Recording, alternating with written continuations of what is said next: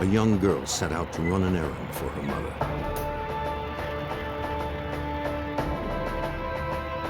As the minutes ticked by, it became clear she did not simply wander off. With no clues to her whereabouts, local authorities called in the FBI to help. Vicki Lynne Hoskinson was going only a few blocks, but the search for her would spread to 3 states.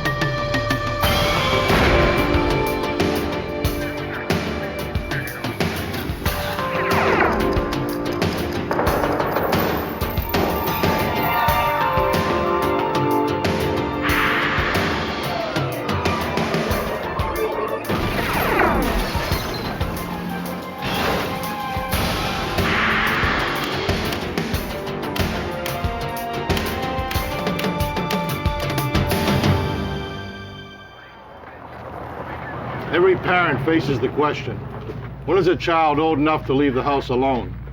For mother in Tucson, her 8-year-old daughter's bike ride to the corner mailbox turned into a 2-month nightmare. Under the federal kidnapping statute, the FBI can enter a case after 24 hours. I'm Jim Kallstrom, former head of the FBI's New York office. It would take dozens of agents working in 2 states to track down a paroled sex offender. But it would take a mother's courage to change the laws that released a monster.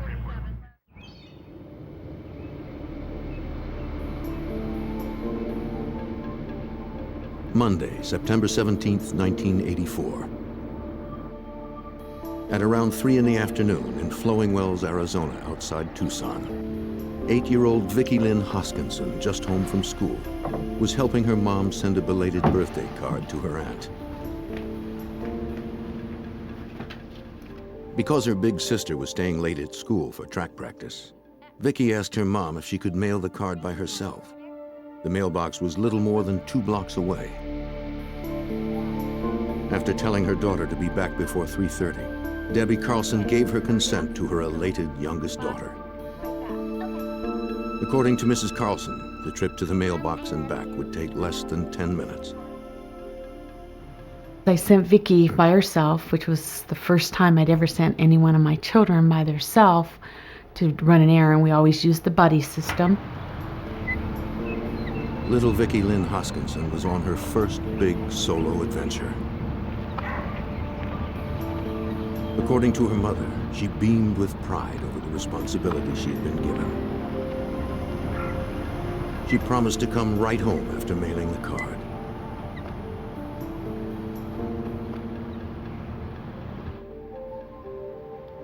About 20 minutes after Vicki left, Debbie Carlson was reassured by the sound of the front door. Stephanie? And a little surprised to see that it was Vicki's older sister, Stephanie. Do me a favor, go look for your sister. Her track practice had been canceled. Vicki went down in the mailbox. Mrs. Carlson told her that Vicki went out to mail a letter but hadn't returned. Stephanie thought her sister might be playing with a friend. Stephanie goes, oh, I'll go look for her. She probably stopped at Jennifer's house. So Stephanie, the second time in one day, I sent one of my kids without the buddy system. Stephanie found Vicki's bike lying on the side of the road. Vicki! She called her little sister's name. Vicki! She hurried home to tell her mom. Well, right away, that was an antenna for me because Vicki would have never left her bike in the middle of the street. That was her pride and joy. She took care of that bike like it was, a prized possession. Debbie Carlson drove to the spot with her daughter to collect Vicki's bike. Vicki! Stephanie checked the house nearby to see if anyone had seen her little sister. No one answered. Shortly after loading Vicki's abandoned bike into the car, Mrs. Carlson was overwhelmed by emotion. I was on my way back home. I just uncontrollably started crying. It was like I knew something was wrong. It just was so out of character, something was wrong. All right, when's the last time you seen your dog? Mrs. Carlson called the Pima County Sheriff's Office. She also called Mr. Carlson home from work. The little girl had been missing less than 90 minutes, but concern within the community grew quickly. Everybody's reaction was the same, that there was something wrong. There was something not right with the situation. Debbie Carlson provided photos of Vicki to deputies from the Pima County Sheriff's Department. Police retraced her route to see where she might have encountered trouble. Her destination was the mailbox in front of a convenience store near a busy intersection, only a few blocks away from her home.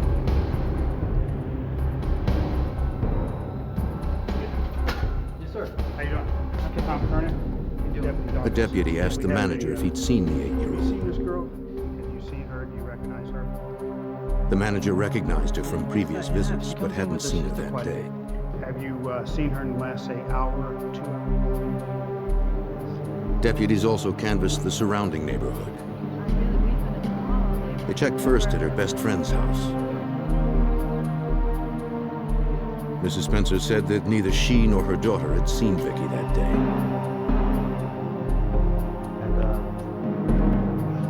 Then her 5-year-old son spoke up. Have you seen Vicki? He said Vicki had stopped by earlier looking for Jennifer. Hey, is Jennifer home? After he told her she wasn't home, Vicki rode off toward her house, apparently having already mailed the card.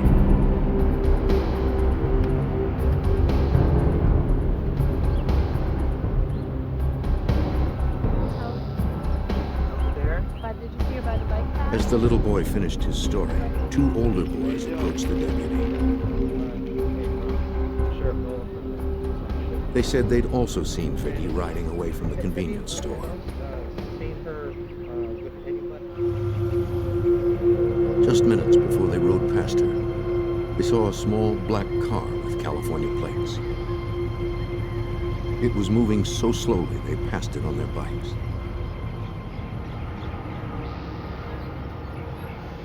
They said it was heading in Vicki's direction, but they didn't wait to see if it passed her.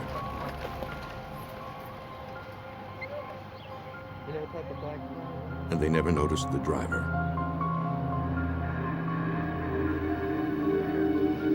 A slow-moving out-of-state car, appearing at around the same time Vicki vanished, struck the investigators as suspicious. Although it simply may have been someone's guest looking for a house number, the sheriff had to consider the possibility that the little girl could have been abducted.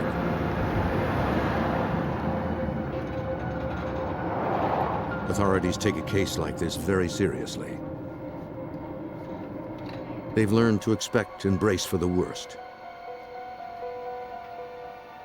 The sheriff called in homicide detective Gary Damers. The sheriff decided that it was important to have the homicide detail handle this particular case because of the disappearance of Vicki Lynne Hoskinson. It was felt that she had been abducted and that we were looking at a case that could eventually become a homicide case. So we were called out a little earlier than usual. A few hours later, a command center was set up at the nearby elementary school, which was closed for the day. It became the clearinghouse for any information, any leads. As word of Vicki's disappearance spread, there was no trouble finding volunteers to man the phones. That's correct. The calls poured Along in. with that, we would like to get some amplified. Sheriff's deputies, along with hundreds of volunteers, organized a search of the area. They systematically moved out in concentric circles from Vicki's last known sighting. They combed the fields for some sign of the girl. But none was found. Even the dogs couldn't pick up her scent. You know, before you know it, the minutes turned into half hour into hour, and more law enforcement, more deputies started coming. people within the neighborhood started coming over, and everybody started looking for Vicki. A deputy remained at the house should new information come available or a ransom call be made. Hours passed with no word. Doing everything possible The only calls were from concerned friends and family. No, they don't. In terms of news, there was still nothing. Okay. Still, Thank you. no Vicki. Under the federal kidnapping statute, the Pima County Sheriff's Department was empowered to ask the FBI to enter the case. On day 2 of Vicki's disappearance, Special Agent Larry Bagley from the FBI's Tucson field office took the assignment. The evidence was simply that a young child who was very responsible left home, and her bicycle was found in the middle of the street, and she never returned home. And that was enough to trigger our entry under the kidnapping statute. In the case of a missing child, chances for a safe return increase when immediate action is taken. The FBI had the power to extend the investigation beyond the state of Arizona if necessary. The agent's participation gave Debbie Carlson hope for a quick resolution.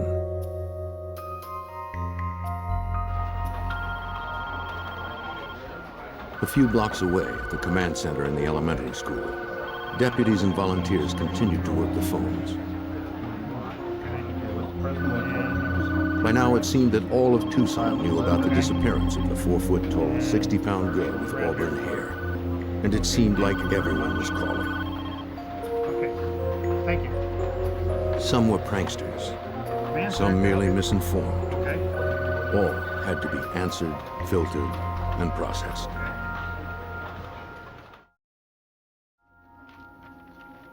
Finally, among the dozens of hopeful but futile tips and leads, one call held a glimmer of hope. A woman called to report that she thought she saw Vicki Lynne Hoskinson at the mall the previous evening. Hi, can I please She was a speak to clerk at a detective? toy store.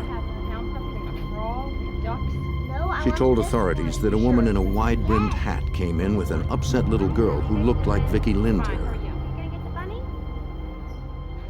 The woman tried to placate the child with a toy. $15.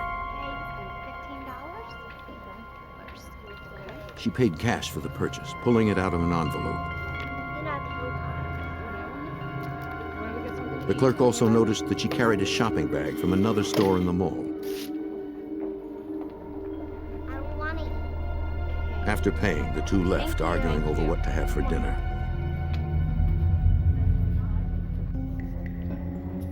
The clerk agreed to come to the command center to provide a sketch. From her description, a police artist created a composite drawing of the customer. What about her nose? It was their first real lead.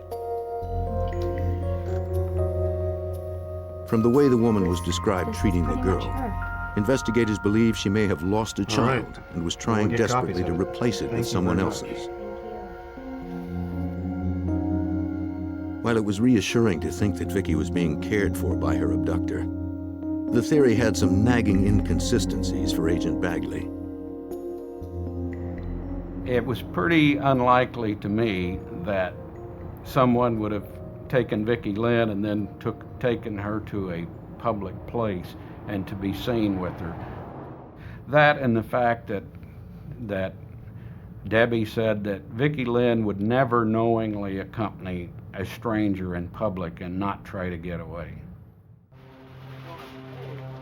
But perhaps Vicki did not run from the woman because she was not a stranger to the child.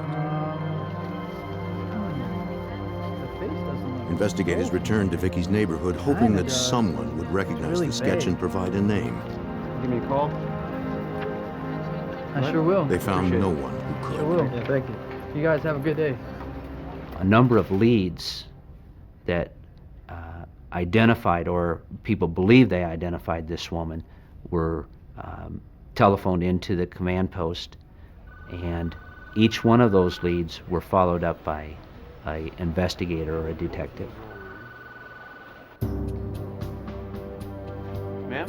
Excuse me. Investigators canvassed the mall, I'm, including the store FBI whose agent shopping Bagley. bag the woman had carried. And, this is Officer Nolan from the Sheriff's Department. Look at this sketch. The clerk there Lady that we recognized the believe was in woman, here. remembering that a little girl In was the with little her, girl. and even commenting that the woman had worn a wide-brimmed hat which wasn't included in the sketch.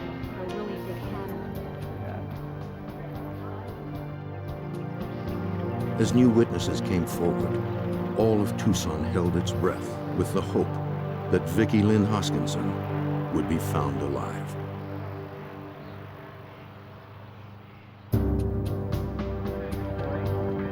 By the second day of the search for 8-year-old Vicki Lynne Hoskinson, the news coverage was extensive. Local and national news teams broadcast hourly updates. Though Vicki was reportedly seen in the Tucson Mall the night before, arguing with a strange woman, it seemed implausible to agents and deputies that if Vicki were still alive, her abductor would have taken her to a public place. Investigators continued to search in nearby rural areas. They also continued to prepare themselves and Vicki's mother, Debbie Carlson, for the worst. I remember them coming in and the second day on Tuesday and wanting access to Vicki's room. You know, they made us close up her room and they started taking hair samples from her bed. They took her sheets, they took her pillow, they took her hairbrush. They took all these things and I was like, you know, they were preparing a homicide case is basically was what they were doing. And I was not real receptive to that, you know, because in my mind, this was not going to be a homicide case. Please? Thank you. Despite their doubts, investigators continued to pursue their only lead. They needed to identify the woman in the mall whom a witness believed had abducted Vicki. We're gonna go get something to eat. At the nearby high school, a student thought he recognized the woman's face.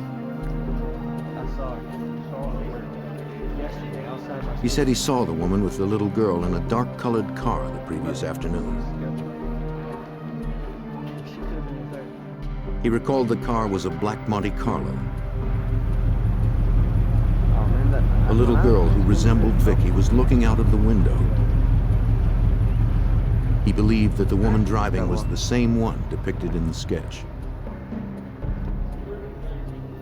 Investigators wondered if it was the same car seen earlier in the neighborhood by the two boys on the bikes. Okay.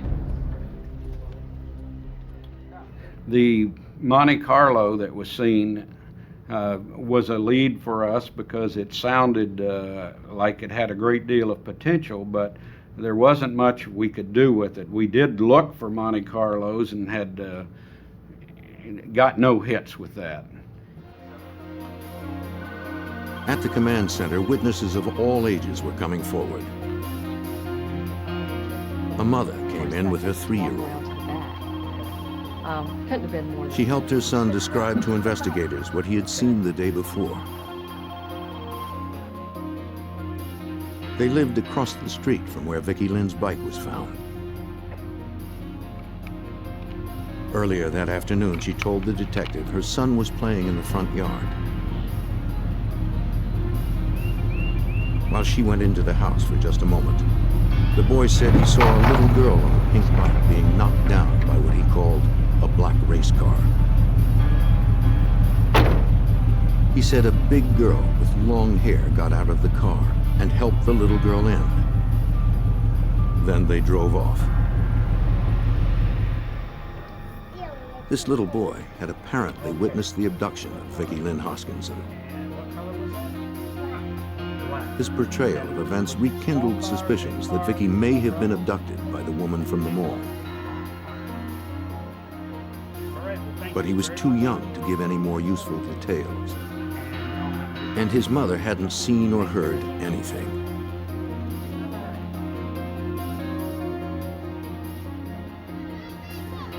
Agents checked the spot where Vicki Lynne's bike had been found to see if anything had been overlooked.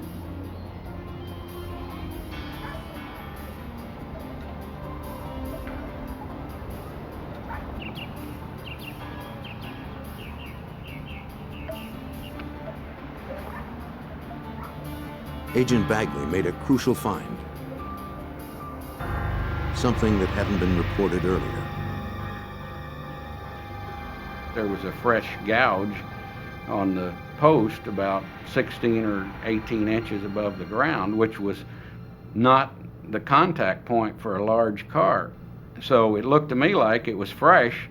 It certainly appeared to me that perhaps the car that had hit the bicycle had run into this post.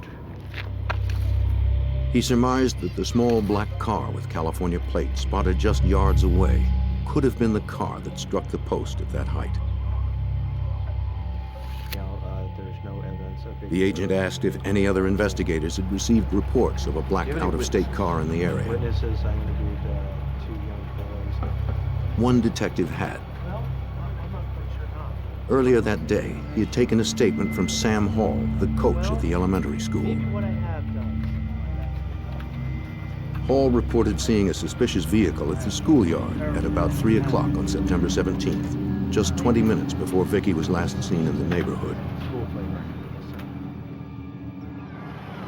He said he first noticed a low black car with California tags, driving slowly near the schoolyard.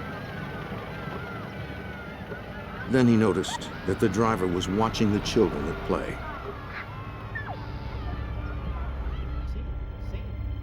He described the driver as male, with long hair and a beard. Hall told Detective Damers that when he looked at the stranger's face, a chill went up and down his spine. He described it as his hair raising on the back of his neck when he saw this individual. So he kept a close eye on this subject. As the man began to drive off, Hall had the presence of mind to jot down his license number.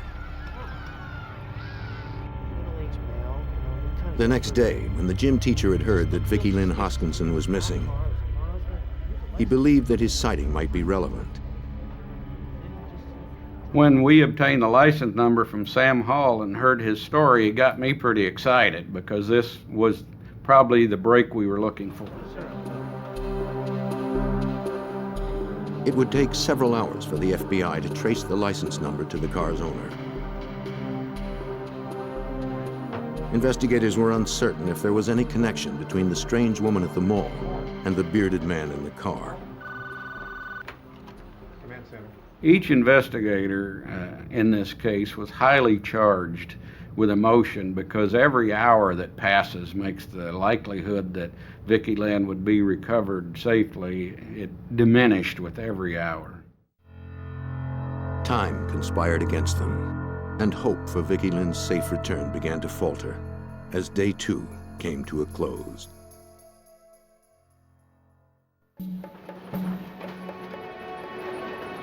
September 19th, 1984. Day 3 in the hunt for Vicki Lynne Hoskinson.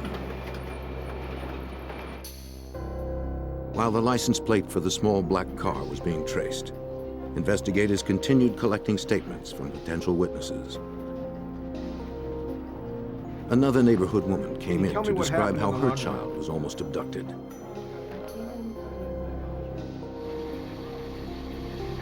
The woman told investigators that she'd been doing laundry in her apartment building. While she was busy with the machine, a woman came in and tried to lure her child away. The mother managed to drive her off. What are you doing? Leave us alone. Sketch right here. Police showed the witness their sketch of the woman from the shopping mall. Was this the lady? No.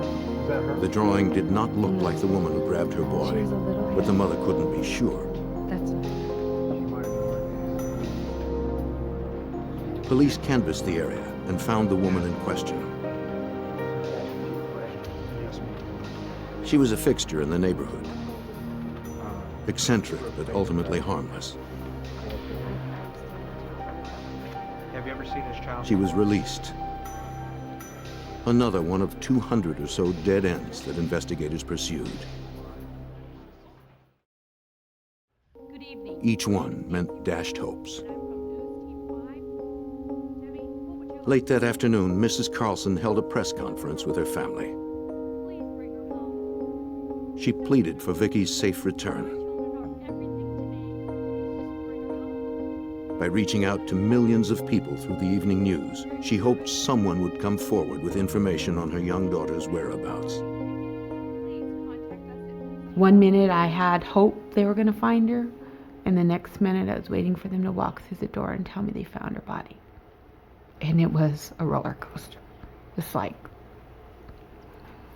am I going to be having a funeral in 3 days? Am I going to have my daughter in my arms in 3 days? Is she going to be one of those missing kids that is missing forever? The FBI was inching closer to the answer. The trace on the license plate led to a 28-year-old Los Angeles man named Frank Jarvis Atwood. Agents gave the information to the FBI Identification Division to check for priors. About 10 o'clock that evening, we received by fax a rap sheet from the Identification Division, and that about blew our mind because we noticed that there was a prior conviction for child molestation and another for kidnapping. Frank Atwood was currently out on parole in California. Arizona FBI alerted agents there. They decided not to tell the Carlsons until they knew more. The following morning, day 4 in the case of Vicki Lynne Hoskinson, agents went to the LA address where Atwood's vehicle was registered. It was the home of Atwood's parents, retired Army Brigadier General Frank Atwood Sr. and his wife. Ms. Atwood, Mr. Atwood, I'd like to ask you. The Atwoods acknowledged that their son had committed crimes in the past. It's been several weeks. How long? They also told investigators that he had visited a few days earlier, but they didn't know where he was now. Agents told them that he might be involved in the kidnapping of a child, and time was of the essence. I'll tell you what, I'm gonna give you my business card. Neither parent had any information to I'll share. leave it right here on the table. If he does get in contact with either one of you, Agents left their business cards in case the Atwoods learned anything new. The mother was very protective of him, and the father listened to the pleas that perhaps if we acted soon enough, that perhaps Vicki Lynne might be recovered alive.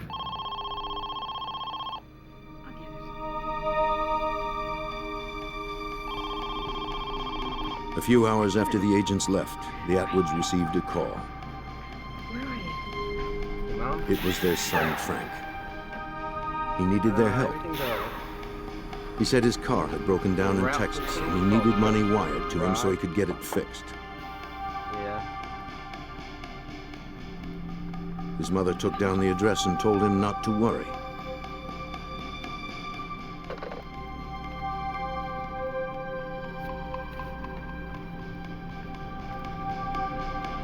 His father copied it and left the house. I need to tell you that my son He went to a payphone and called the FBI. at Chuck's garage. He gave them the address of the garage in Kerrville, Texas, where his son Frank and a friend awaited money for a new transmission.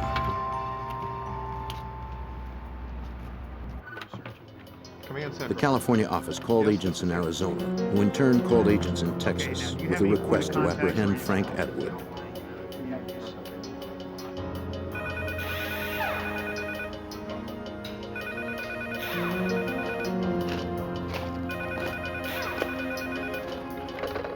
The Texas Bureau called the garage. Yeah. The manager confirmed that Atwood was there with one other man. He didn't see anyone else with them. Yeah, sure. He did not know if Atwood was armed. Agents asked him to stall the fugitive until an arrest team arrived. The wheels were set in motion for the arrest of Frank Atwood. There was one more call that Agent Bagley wasn't sure he should make.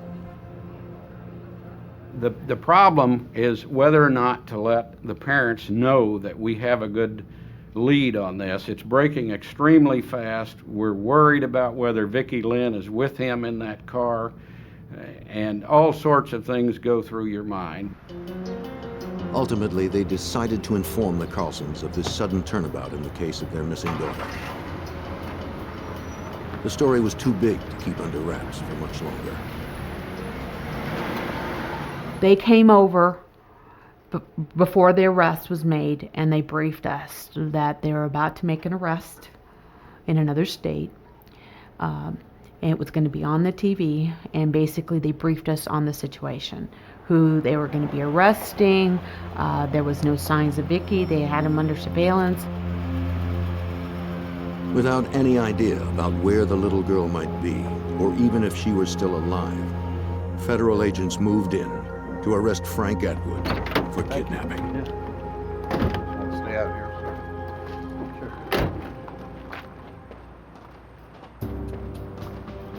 Cigarettes? 4 days after Vicki Lynne Hoskinson disappeared from Arizona, the FBI made an arrest in Kerrville, Texas. Frank Atwood and his traveling companion James McDonald were picked up without incident at an auto repair garage and held for suspected kidnapping. There was no sign of Vicki.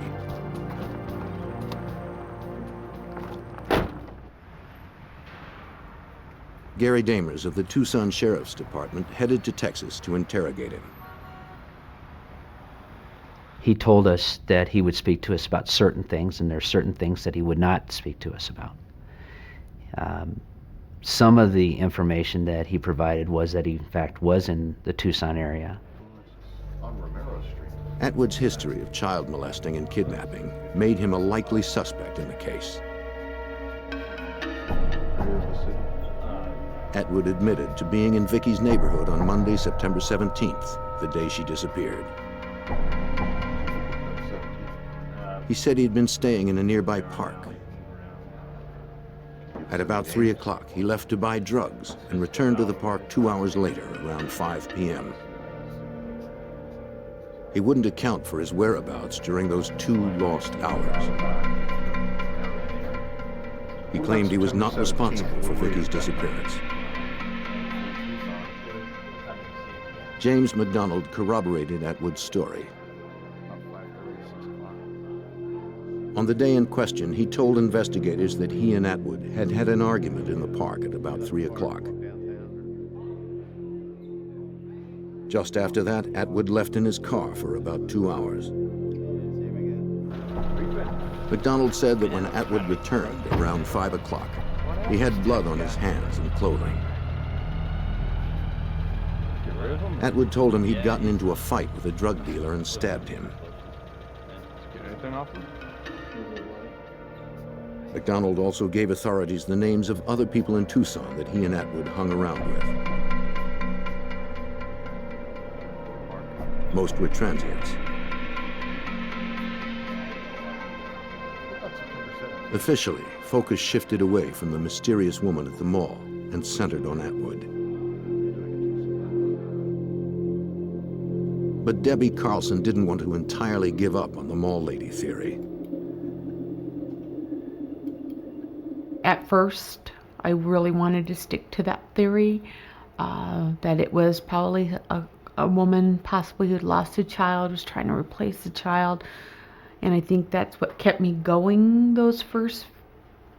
that first week, was that possibly it was it would be someone who would be taking care of her. Though Mrs. Carlson held out hope, investigators were less optimistic about a happy ending. Hey, Mom, I love you. I love you too. When he was arrested and she wasn't with him, the reality really started to set in, that those last words, "I love you," were the last words that I was going to hear my daughter say to me. While the FBI scrambled for a warrant to search Atwood's car, agents and Arizona authorities returned to Tucson the next day to track down the other park dwellers mentioned by McDonald. Investigators found 2 men who said that Atwood had spent a few nights in their trailer. One of the men, known as Mad Dog, recalled seeing him there Monday night, the night of Vicki's disappearance. His story supported what Atwood's traveling companion Jim McDonald told the FBI. McDonald said that he had observed Atwood on Monday afternoon with bloody clothes and blood on his knife and on his boots. Mad Dog said the same thing separately, that he had observed the same thing at his trailer, and that they had even discussed that Atwood should get rid of his bloody clothes and the knife.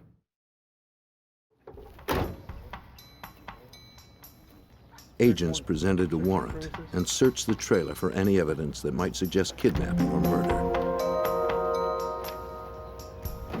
Initially, it looked as if the search proved fruitful. They collected a blanket that appeared to be blood-stained, along with a hairbrush believed to be Atwood's. Both were subjected to a battery of blood and fiber tests. Both revealed nothing. Atwood's clothes and knife were never found.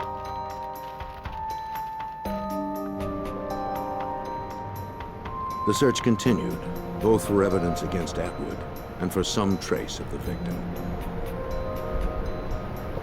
FBI agents and detectives, including myself, continued to search for Vicki Lynne Hoskinson. There was a certain amount of frustration that had set in because we were unable to locate her. The area is vast. It's a lot of desert, and trying to use all the investigative skills available, we had been unable to locate her. But we continued to pursue any type of lead. Though clues to Vicki's whereabouts were scarce, detectives continued to canvass the park where Atwood had spent most of his time while in Tucson.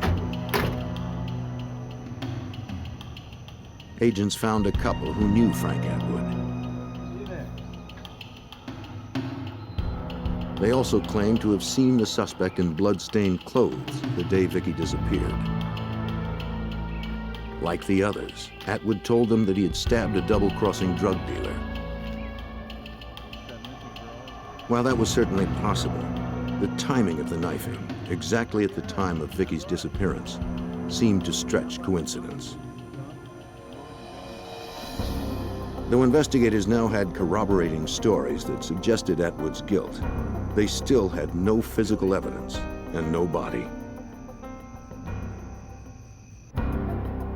To prove that Vicki had been in his car, they needed to match some hair or fiber from the car with ones collected from the victim's bedroom. It didn't turn out that way. We didn't get a hair or fibers or blood that we could identify. During that time, and even at this time, the best forensic experts in the country were at the FBI, and they were the ones that processed the vehicle. So I truly believe that if there was something in there that could have been found, it would have been found. What agents were looking for wasn't inside the car, but rather outside it. FBI examiners lifted a sample of paint from Vicki's bike to compare to a speck of pink paint found on Atwood's front bumper.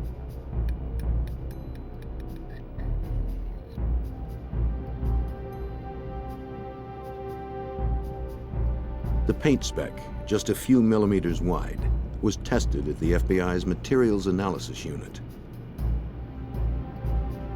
The examiner first assigned the case passed away shortly after completing the tests. Former Special Agent Examiner James Corby would re-examine the minute evidence. Usually, the victim of a crime, you have no association with the victim or the family, and we work so many of those cases that you try not to get involved, but it's very, very difficult when a crime involves a baby or a small child, somebody that's defenseless, and you find yourself, I think, working harder to try to establish something in the case. But if it's not there, I mean, it's not there. But you certainly, I think, take a more critical look at that case, and I think it's human nature. In microscopic and chemical tests, Corby determined the bicycle's paint and the paint found on the bumper matched. Corby also found chrome plating from the bumper smeared on the bike. So what we have here is an interchange of materials. The paint from the victim's bicycle was on the suspect's car. The plating from the suspect's car is on the victim's bicycle.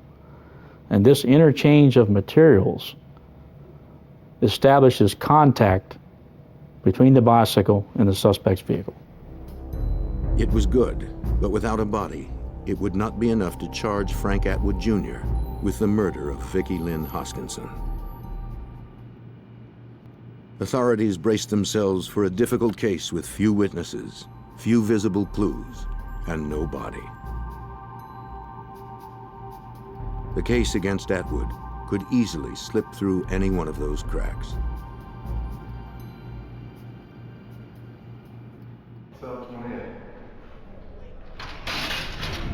Almost 3 weeks after little Vicki Lynne Hoskinson disappeared off a street in her Tucson neighborhood, Frank Atwood Jr. was arrested in Texas and charged with kidnapping. Vicki was still missing and presumed dead. Investigators knew that if her body was not recovered, prosecution for murder would be next to impossible.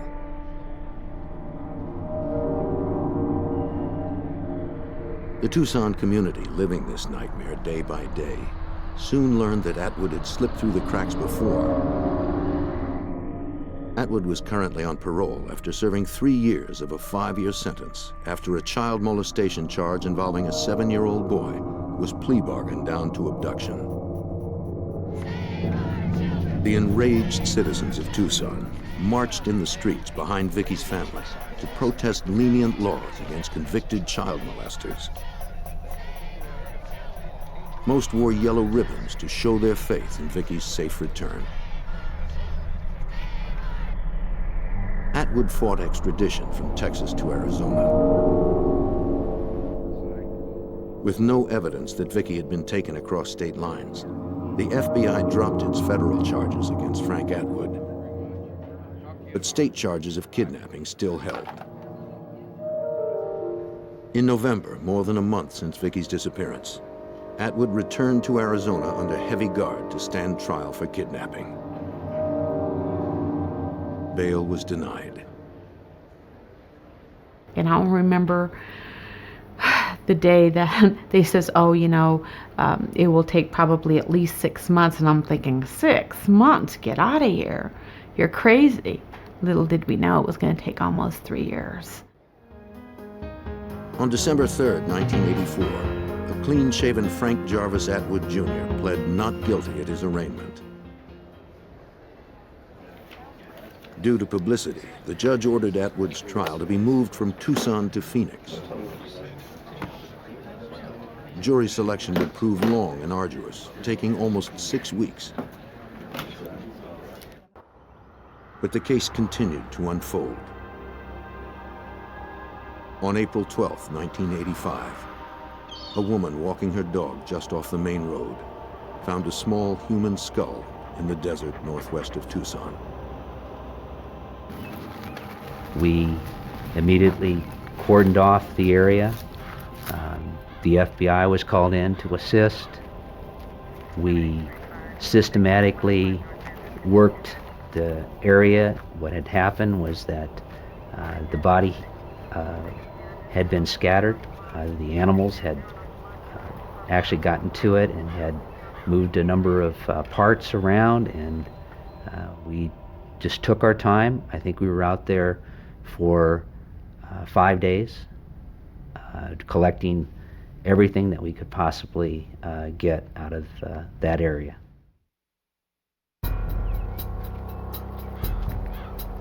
About 100 people meticulously scoured a 20 square mile stretch of desert.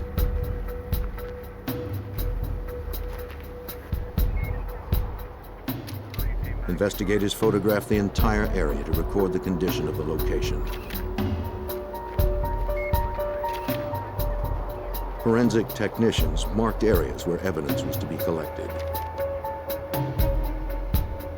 In a case with so little physical evidence, overlooking the smallest bone fragment might prove costly.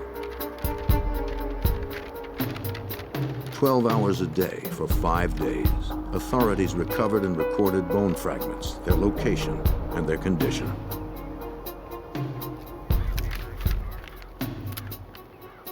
Over 20 bags of evidence were delivered to the lab for identification in late May of 1985, including a portion of lower mandible that still held teeth.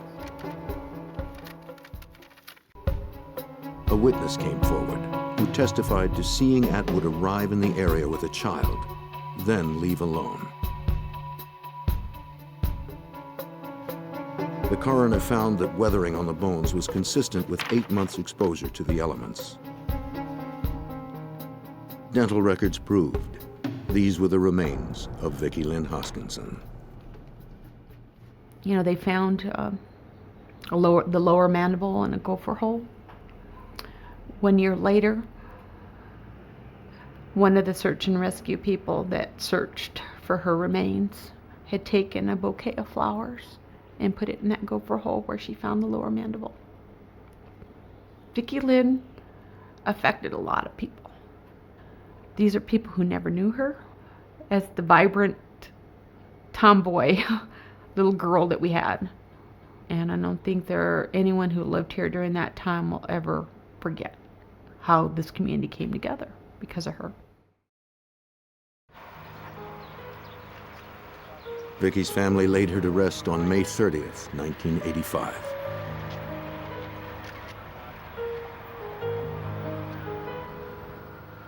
"500 mourners attended her funeral. The community was outraged that the life of one of its youngest members was cut so short. Debbie Carlson vowed that her daughter's death would have significance for the living. I became very politically active to help fight for children's issues. And we got a couple laws changed in the state of Arizona. And I think that was my saving grace because it gave me some focus. It gave me a focus away from the pain and the gut wrench and the tearing at my heart that I felt every second to I was doing something positive for Vicki and for other kids. That my daughter was not going to die in vain. She was going to make a difference. Frank Atwood was indicted for first-degree murder. On March 26, 1987, 2.5 years after Vicki disappeared, he was found guilty. Frank Atwood was sentenced to death. But a case like this is never truly over. 16 years later, memories of hope and despair still linger.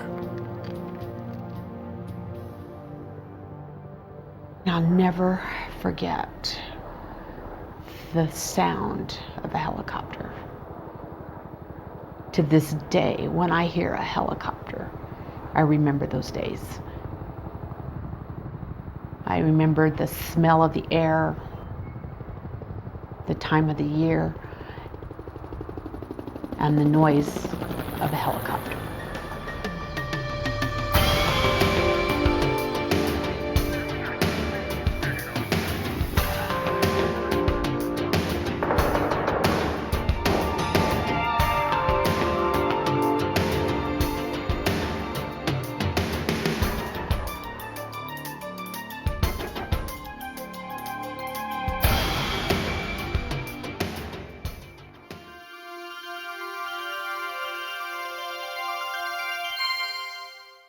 Tucson.